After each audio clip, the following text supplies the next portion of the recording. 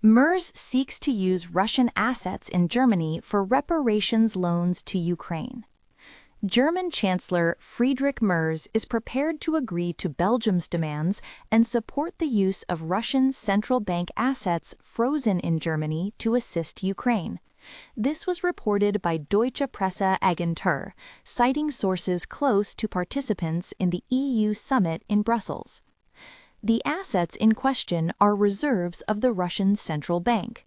According to German media reports, about 3.5 billion euros are held in Germany, though the German government has not officially disclosed the exact amount.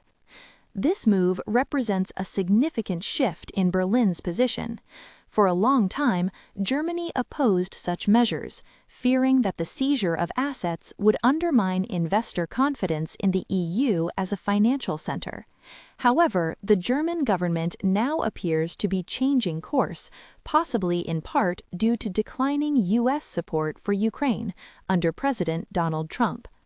Under plans by the European Commission, frozen Russian assets would be used to provide Ukraine with loans totaling up to 90 billion euros over the next 2 years.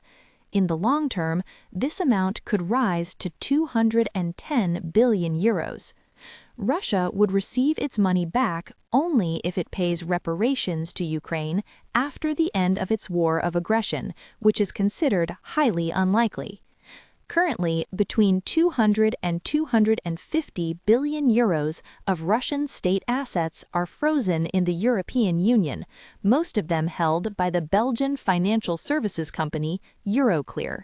So far, the EU has used only the interest generated by these assets to finance a 50 billion euro loan to Ukraine. Against this backdrop, the Central Bank of Russia said on Thursday that it would seek to recover losses from European banks over the blocking of its assets in Europe.